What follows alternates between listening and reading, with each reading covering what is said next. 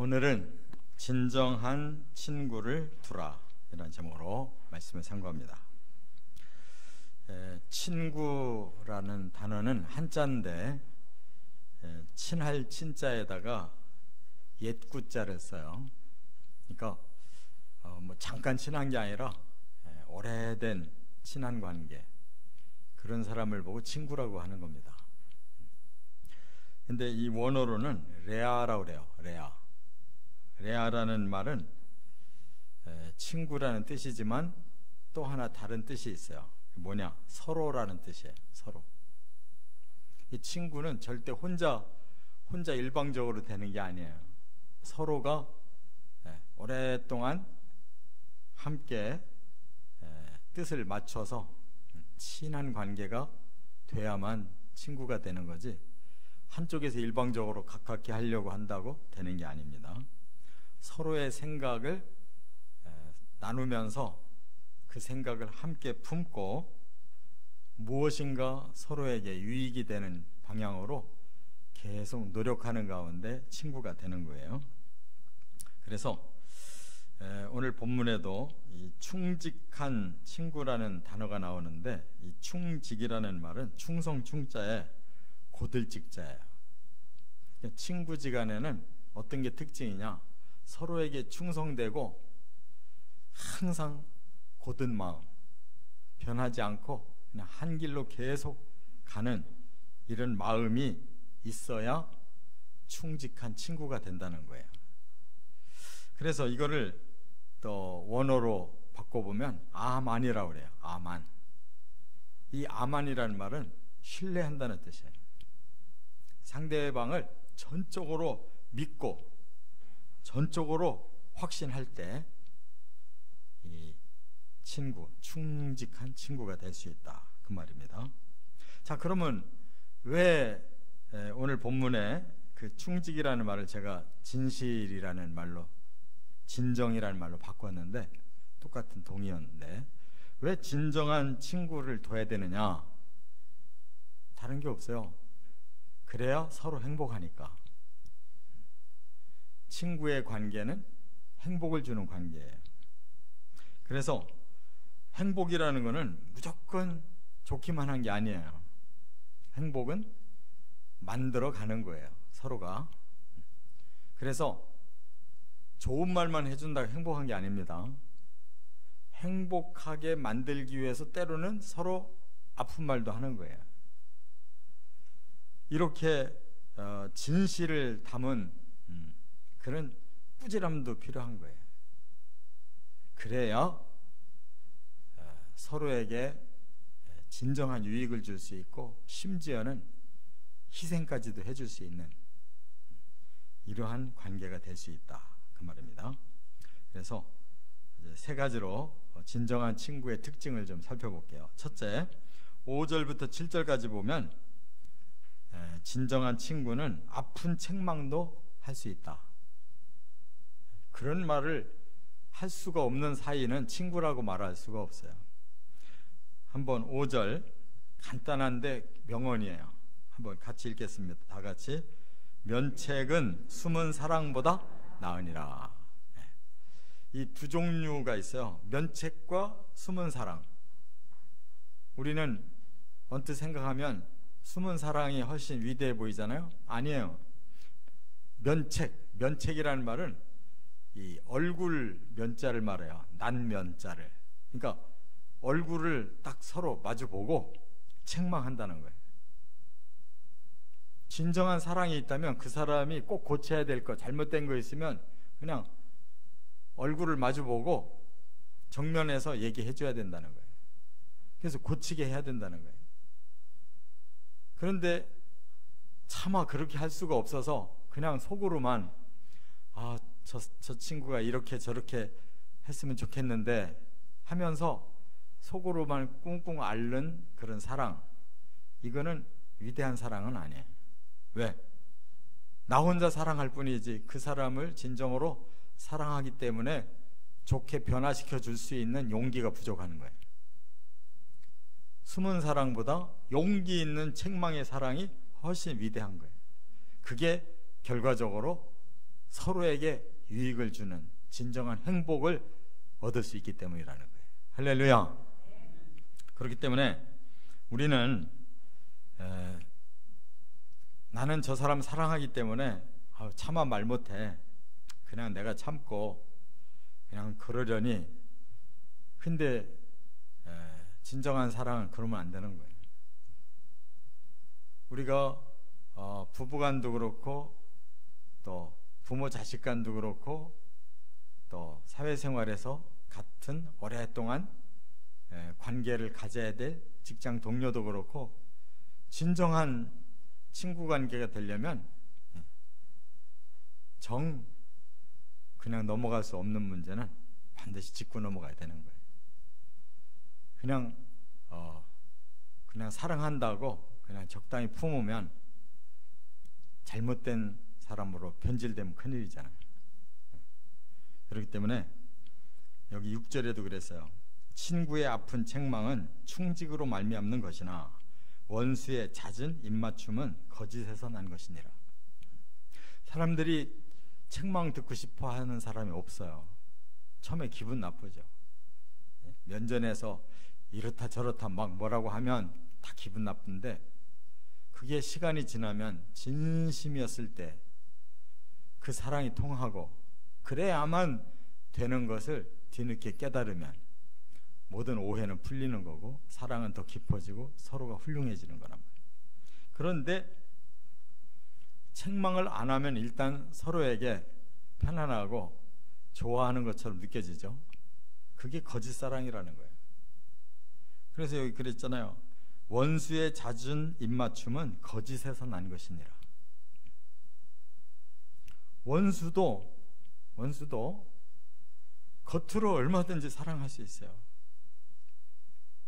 오히려 더 잦은 입맞춤을 해줄 수 있어요.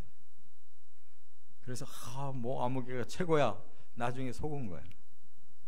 거짓 입맞춤은 지금은 달콤해 보여도 그것이 시간이 지나고 나면 치명적인 문제를 안고 있는 거예요. 그렇기 때문에 거짓 마음보다는 진실한 책망의 마음이 훨씬 훌륭하다, 그 말이에요. 7절에도 그랬어요. 배부른 자는 꿀이라도 싫어하고 줄인 자에게는 쓴 것이라도 달다. 친구지간에 둘 다 배부르면 서로가 아쉬울 게 없어요. 근데 둘 다 배고프면 서로가 아쉬워요. 아무리 쓰디 써도 일단 먹어야 살으니까 서로가 겸손하게 서로를 위해서 낮아져서 쓰디 쓴 것도 나눌 수가 있는 거예요. 그러나 배가 부르면 서로에게 대한 관심이 없어요. 이와 같이 진정한 관계는 항상 서로가 배고파하는 관계, 배부른 관계가 아니라고요. 이렇게 겸손하게 마음을 비우고 서로에게 정말 충직하고 또한 진심의 그런 마음을 품고 살아가시기를 바랍니다. 두 번째, 또 하나의 특징이 뭐냐? 진정한 친구는 아름다운 권고가 있다 그랬어요. 아름다운 권고가 뭐냐? 8절 9절에 있는데, 먼저 9절을 한번 같이 읽어보겠습니다. 기름과 향이 사람의 마음을 즐겁게 하나니 친구의 충성된 권고가 이와 같이 아름다우니라. 네.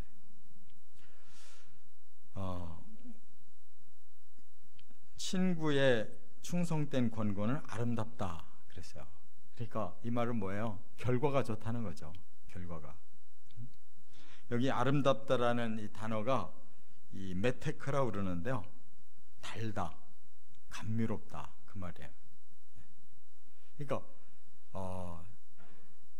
우리의 그 삶에서 이렇게 나중에 느껴지는 그 마지막 감정이 달콤하고 감미로워야 좋잖아요. 근데 그런 것이 달콤한 그런 말에서 나오는 게 아니라는 거예요. 충성된 권고에서 나오는 거라는 거예요. 이 충성된 권고가 무슨 뜻이냐면요, 네펫이 애자라고 그러는데, 네펫이라는 말은 혼을 말하는 거예요. 혼이 담겨 있는 애자, 권고라는 뜻이에요. 혼이 담겨 있는 권고라는 말은 마음의 진정성을 담은 권고라, 그 말이에요. 이게 말하자면 카운셀링이라는 말이에요. 카운셀링을 할 때에는 내 중심으로 훈계하는 게 아니에요. 그 사람의 중심에서 돕는 거예요. 그렇기 때문에 진정한 카운셀링을 하고 나면 막 괴로웠던 사람, 슬펐던 사람, 막 살기 싫을 정도로 우울했던 사람이 마음에 감미로움이 생긴다는 거예요. 살맛이 난다는 거예요. 그게 혼을 담은 말이어야 된다, 그 말. 그러니까 사람은 그 깊이 있는 그 마음을 서로 나눌 때 거기서 생명력이 생기고 거기서 인생의 아름다움을 느끼고, 그런 결과가 이런 친구지간에서 생긴다, 그 말이에요. 그러면서 다른 표현을 여기 8절에 뭐라고 그랬어요? 고향과 같은 친구다 그랬어요. 여러분, 친구도 객지에서 만난 친구가 있고 어려서부터 빨가벗고 크면서 자란 친구가 있잖아요. 이 사회생활에서 친한 사람들은 다 그냥 자기들이 이해관계에 의해 만나거든요. 서로가 뭔가 득이 될 것 같으니까 만나요. 그러다가 아니다 싶으면 끝나버려요. 근데 고향 친구는 그런 법이 없어요. 장점, 단점, 뭐 썽깔, 나쁜 거 뭐니 다 아는데도 끝까지 친밀함을 나누잖아요. 다 이해하고 받아들였기 때문에. 그게 고향 같은 친구란 뜻이에요. 사람은 좋은 것만 취하고 싫은 거는 거부해버리는 건 친구가 될 수가 없는 거예요. 서로를 다 껴안아야 되는 거예요. 근데 사람이 장점만 있는 사람 절대 없어요. 장점이 결국 단점이에요. 그 사람 단점. 아, 사람이 참 착하고 좋아요. 근데 무능해. 사람이 성질이 더러워. 근데 아주 유능한 게 있어요. 그거 어떡하겠어요? 장점을 취하기 위해서는 단점도 같이 받아들여야지, 한쪽 잘라내고 어떻게 받아요? 사람을 다 품어야지. 그게 바로 고향 같은 친구인 거예요. 할렐루야. 그러니까 우리 마음에 너나 나나 장점 단점 다 있는데 우리가 그걸 함께 엮어서 더 장점을 많이 만들어내자. 이 옛날 어린 친구들이 그런 관계잖아요. 그렇게 사람은 살아야 된다는 거예요. 자, 끝으로 이제 세 번째, 진정한 친구의 가장 중요한 특징, 10절에 보면 환난 날에 도움을 준대요. 진짜 친구는 상대방이 환난을 당한다고 피하는 거 아니에요. 같이 죽자 하고 그 환난 속에 뛰어들어주는 사람이 진짜 친구라는 거예요. 그래서 여기 10절을 같이 한번 읽어보죠.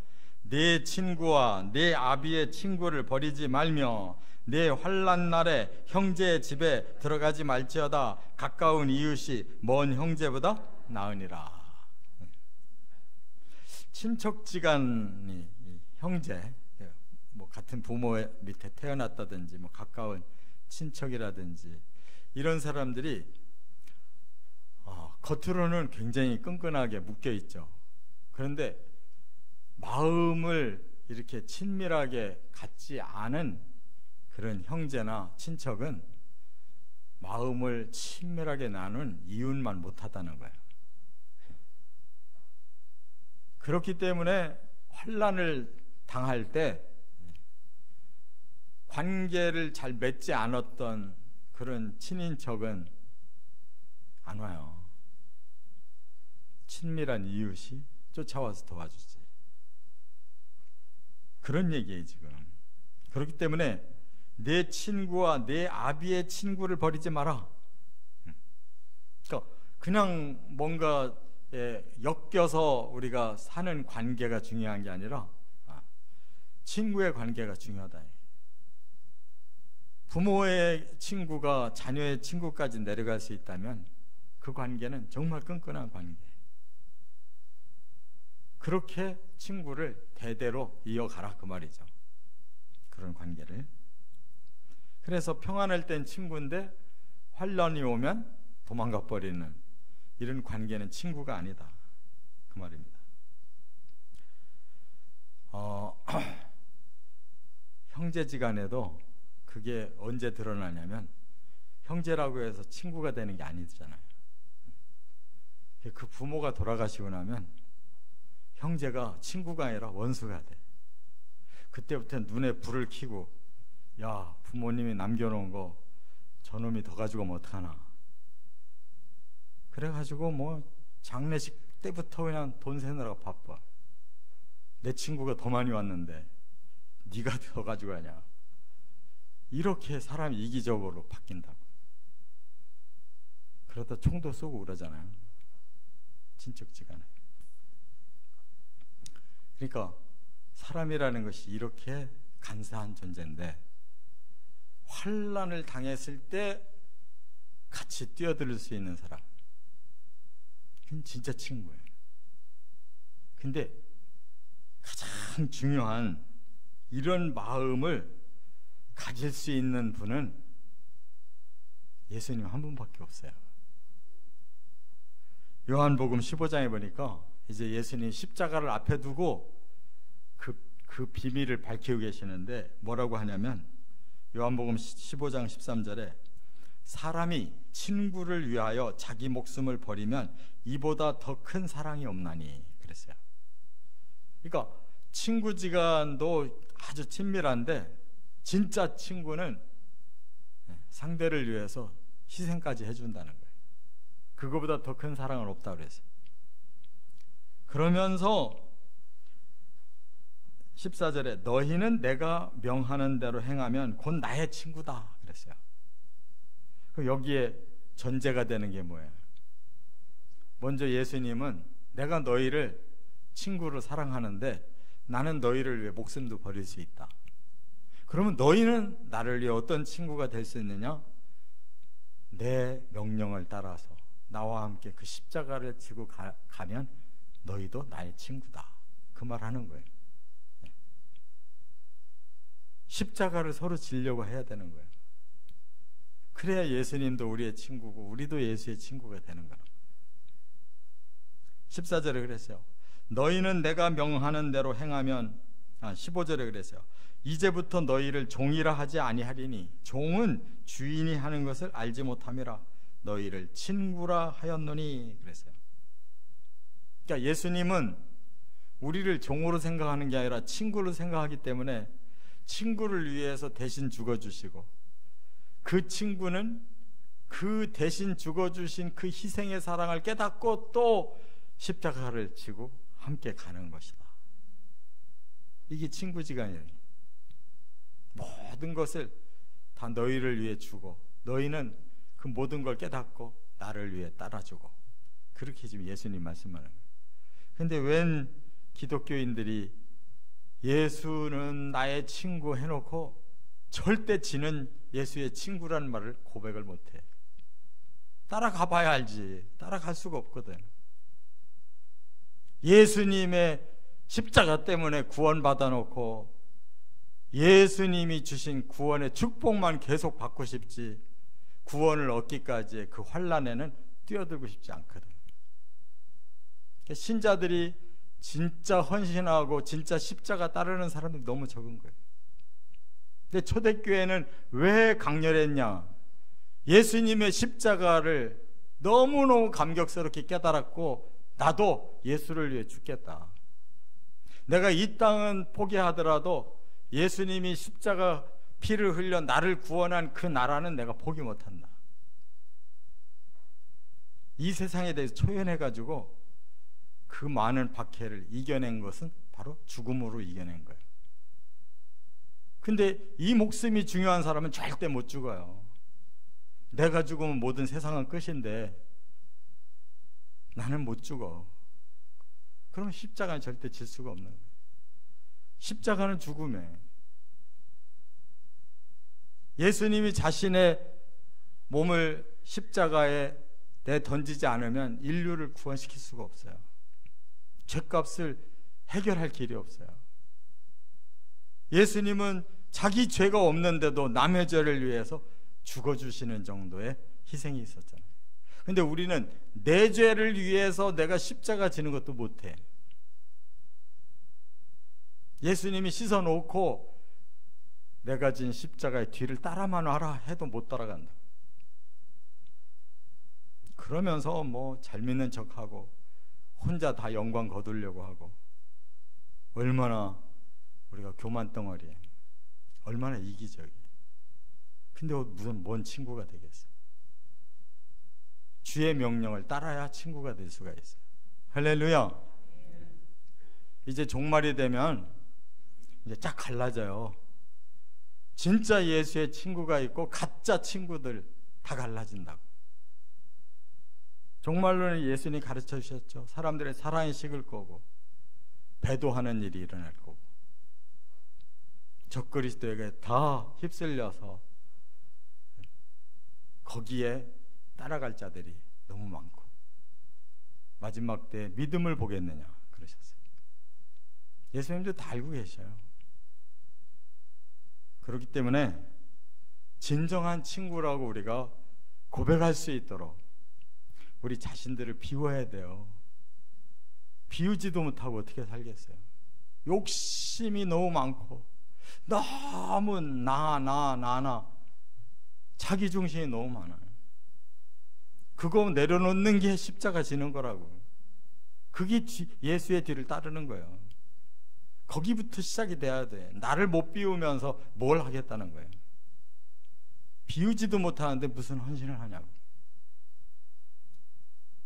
진정한 친구, 주님의 책망을 달게 받고 그리고 그 아름다운 열매를 맺으며 그 환난을 우리를 위해 십자가로 희생해 주신 예수님을 우리가 본받아서 우리도 그 환난 때에 주를 위해 죽겠다고 헌신의 길을, 또 때로 십자가의 길까지 갈 수 있는 그런 진정한 친구 되시기를 주의 이름으로 축원합니다.